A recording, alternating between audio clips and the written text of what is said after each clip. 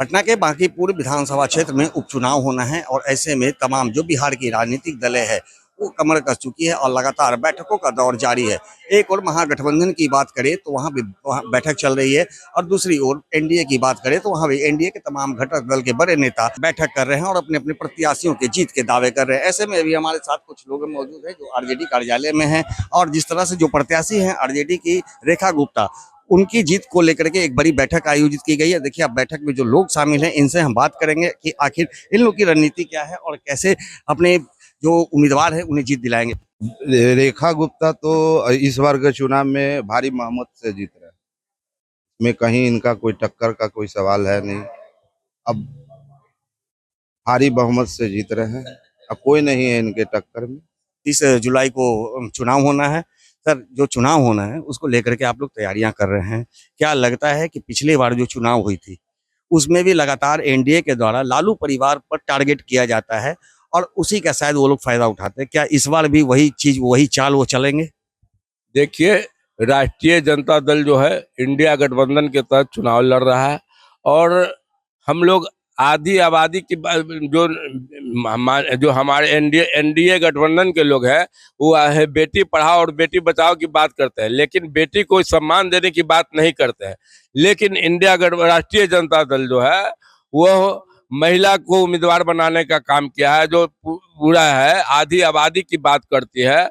और ये टारगेट लालू यादव को किया जाता है। देश का नेता लालू यादव है और भाजपा को रोकने वाला एकमात्र नेता लालू यादव है। इसलिए इस बार राष्ट्रीय जनता दल इंडिया गठबंधन की ओर से रेखा गुप्ता भारी बहुमत से चुनाव जीतकर आएगी। सर, रेखा गुप्ता की जीत के लिए क्या महागठबंधन के तमाम जो घटक दल के नेता हैं वो लोग भी प्रचार प्रसार में शामिल होंगे?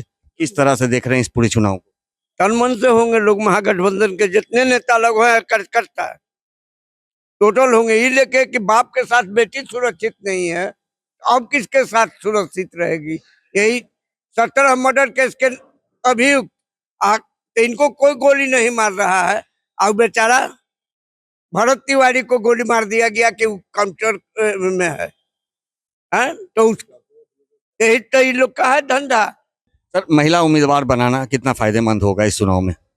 देखिए, बात यहाँ शुरू से चलता रहा है कि महिलाओं को अधिकार दिया जाए, लेकिन महिला अधिकार देने की जब बात होती है तो बहुत लोग पीछे हट जाते हैं। लेकिन लालू यादव शुरू से महिलाओं को आगे बढ़ाने में, महिलाओं को जो है सुशिक्षित करने में, महिलाओं को राजनीतिक हिस्सेदारी देने में हमेशा वो प्रयासरत रहे और उसी का यह नतीजा भी है कि पिछले बार भी रेखा गुप्ता यहाँ से चुनाव लड़ी, इस बार भी जो है महागठबंधन और राष्ट्रीय जनता दल की प्रत्याशी बनी है। इससे स्पष्ट होता है महिला सशक्तिकरण के लिए लालू यादव और महागठबंधन पूरे मजबूती के साथ इस देश में खड़ा है। प्रशांत किशोर के भी उम्मीदवार बनने वाले हैं। क्या लग रहा है प्रशांत किशोर के उम्मीदवार बनने से किसको घाटा किसको फायदा होने वाला है? देखिए, प्रशांत किशोर से उम्मीदवार बनने से महागठबंधन को कोई ना नफा है ना नुकसान है और प्रशांत किशोर भारतीय जनता पार्टी के बी टीम है और उन्हीं के लिए पूरे देश में वो काम करते हैं, उन्हीं के पैसे से उनकी राजनीति चलती है। जैसे प्रशांत किशोर के बारे में सब जग जाहिर है, उसमें बहुत ज़्यादा बोलने की आवश्यकता नहीं है और वो चुनाव में नहीं रहेंगे। प्रशांत किशोर लगातार ताल ठोक रहे हैं कि जीत तो मेरी पक्की है।